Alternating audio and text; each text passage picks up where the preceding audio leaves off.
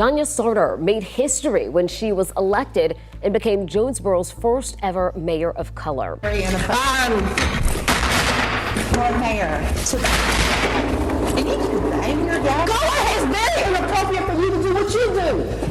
Two former Jonesboro police officers have now filed a lawsuit in federal court saying they were retaliated against and fired after reporting alleged wrongdoing by the mayor. There are several allegations in the lawsuit, including a claim that Sartor pulled a gun on Newsom. Can I do a better job at remaining calm during council meeting? I'm a work in progress in that. We cover a lot of mayors on this channel, but we found another one by the name of Danya Sartor of Jonesboro, another chaotic mayor that is fighting with the city council. When she took office in March 2023, she made history as the city's first black mayor, and everyone hoped it would make a fresh start for Jonesboro. Instead, it has been a roller coaster ride of lawsuits, accusations, and even an alleged moment where she allegedly pointed a gun at someone. I am not kidding. So trust me, it only gets more outrageous from here. So let's get into it right now. For I don't know how many years now I get in this position as an African-American woman, and all of a sudden you're trying to change my particular powers. You know what?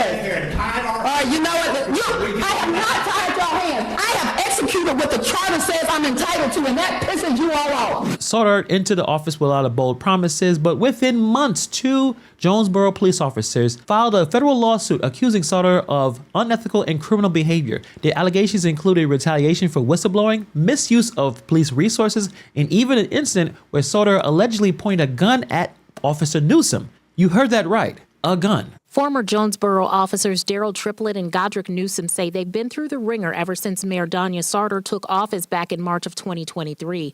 Both men allege that Sartor has acted both unethically and criminally. Now Triplett and Newsom are saying Sartor and the city violated the state's Whistleblower Act for allegedly retaliating against them. There are several allegations in the lawsuit, including a claim that Sartor pulled a gun on Newsom. A formal complaint a police lieutenant allegedly filed after he says the mayor took out a gun from her desk and pointed it directly at him before putting the gun in her handbag. Misuse of police resources, quid pro quo, and ultimately termination when these men stepped forward. However, Sartor has maintained the whole ordeal is rooted in racism because she's the first black mayor. The Georgia Bureau of Investigation launched an inquiry and ultimately found no evidence of criminal wrongdoing. However, a separate city investigation concluded that Sartor had violated some policies. While Sartor dismissed these accusations as racially motivated attacks, this pattern of invoking race as a defense has drawn a lot of criticism. Many people accuse Sartor of using her identity as a shield to sidestep legitimate concerns about her conduct. Instead of addressing these serious accusations head on, she often reframes them as a part of a larger narrative of racial bias, leaving people confused and further dividing the community. And believe me, things only heat up from here. One of the most glaring issues during Sartor's time in office has been the ongoing battle between her and the city council. The heart of the conflict lies in Jonesboro's strong mayor system, which gives the mayor significant executive power. Sartor critics, including a majority of the council, argue that she has abused these powers, ruling with a heavy-handed approach that has driven key personnel to leave their positions. Now, council members accuse her of ruling by fear, causing the city to lose its directors of public works, finance, IT, and the city clerk. She yelled, she screamed, she cussed at an employee, and all this stuff, and we can't stop it. You're right, because the charter does not allow you all to stop it. Weaponized our I have not weaponized any, because if sue me for anything that I've done that's not applicable to me. That's what y'all are pissed about. So stick with me here because the turnover list is mind-blowing. Under the mayor's leadership, the city has lost several department heads, including the director of public works, the financial director, the IT director, and the city clerk. Council members claim that these departures were a result of Sartor's hostile management style, while she only assists that the employees left for better paying opportunities. Regardless of who's right, the turnover has destabilized city operations, leaving residents frustrated and services strained. This situation echoes the chaos that is seen in Dalton, Illinois. Under Mayor Tiffany Hayard, similar to the mayor of Jonesboro, Hayard's tenure has been marked by high turnover, accusations of intimidation, and an inability to foster collaboration with her council. Both leaders seem to prioritize consolidating power over building a consensus, resulting in dysfunction that leaves everyone pissed off, the residents bearing the brunt of poor governance. So if you think this is bad, just wait, because the ethics debacle takes this to an entire new level. In 2023, the council moved to create an ethics committee to investigate allegations of misconduct within the city government. Sonor's response, she accused the council of racism and claimed the move was an attempt to undermine her authority as an African-American woman in power. That sounds very familiar. And y'all sitting up here beating and attacking on a black woman that's in power. Y'all should be ashamed of yourselves. While the mayor did say that she supported the idea of an ethics committee, she opposed its proposed structure, which will allow the council to appoint the majority of its members.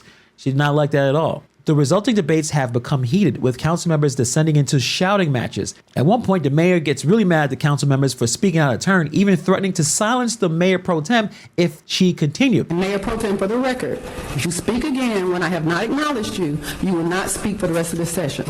Mayor. Nope. The mayor pro tem walking out. Just let her leave. Just let her leave. You don't have to. Very inappropriate. Mayor, Go ahead. It's very inappropriate for you to do what you do. On the night before last week's presidential election, this happened in Jonesboro. And so you can learn to quit bullying council. I'm not bullying. Y'all can stop being so racist. Maybe I would have to. Yeah, you're right. Here we go. Let's expose what you all said behind closed doors. Little cowards. She yelled, she screamed, she cussed at employees and all this stuff, and we can't stop it. You're right, because the charter does not allow you all to stop it. Weaponized our culture. I have not weaponized it because if sue me for anything that I've done that's not applicable to me. That's what y'all are pissed about. Mayor Pro Tem walked out of the meeting, highlighting just how dysfunctional the relationship between Sonor and the council have become. And honestly, this dysfunction only scratches the surface. In late 2023, Sonor called an emergency meeting to address the city council's decision to handle elections internally rather than outsourcing them to the county. Sonor argued that this decision would limit voter access by reducing polling locations and creating logistical hurdles for the residents voting on both city and county issues. She also criticized the $14,000 additional cost to the city for running its own elections. The council, however, ignored her concerns, and most members not even attending the meeting. Residents who did attend voiced their frustrations about the council's decision, accusing them of prioritizing politics over practicality. It's kind of hard. You got to go this place and that place to try to vote. We need one place. There's no rationale for having two voting locations. Sonor's critics, however, viewed her concerns as another example of her combative leadership style rather than her genuine concern for voters. This leadership style, characterized by her frequent clashes with the city council and public accusations, have created more gridlock than solutions. Sounds like other places that we talk about on this channel. Combative leadership often alienates key allies and stakeholders, making collaboration nearly impossible. So during her tenure, it seems like Sonor has consistently used this framework, framing the backlash against her as racially motivated. She argues that her efforts to exercise her powers granted to her by the city charter have been met with resistance because of her race and gender. Sonor's supporters have pointed to the council's recent push to strip the mayor's executive powers as evidence of systematic racism, pointing that the strong mayor system have been placed for decades without similar opposition. While race issues in Georgia are probably undeniably real, I mean, I don't live there, but I assume that there's probably something going on. And you could say it's worthy of discussion. But the problem is with this mayor and her use of these claims raised some eyebrows. The voters of Jonesboro, many of them shared her background and supported her historic election, have a vested interest in her success. They voted for her. This support indicates that her race was not a barrier to her initial leadership, but a point of pride within the community. Using race to deflect criticism undermines her accountability and disrespects the faith her residents placed in her. The council argues that their actions are focused on improving governance and addressing the leadership style of this mayor. Yet her constant claims of racism have only served to polarize discussions even further. And it's obvious that you see by these yelling matches, her way of leadership does not work. I think it is one person wanting things one way and pushing, and then other people wanting things their way. So I think it's more of a power struggle than anything. I'm just simply exercising the powers that the charter bestows upon me by virtue of me holding this position. And I think some council members are struggling with that. And that's why we see the situation that happened back in November where tensions boiled over into a full-blown shouting match in this scene that just looks like another Dalton meeting. Sauter accused the council members of bullying and racism, while council members fired back with allegations of intimidation and unprofessionalism. So this exchange, caught on camera, was a public relations disaster for the mayor and the council. Residents watching this from home or attending in person were just left shaking their heads, wondering how their elected officials have devolved into such chaos. This back and forth fighting has become a symbol of dysfunction plaguing Jonesboro's government. And if you thought this was bad, the retaliation accusations are just the icing on this messy ass cake. Sauter's decision to fire the police chief and 2 other officers involved in the initial whistleblower lawsuit has also drawn criticism.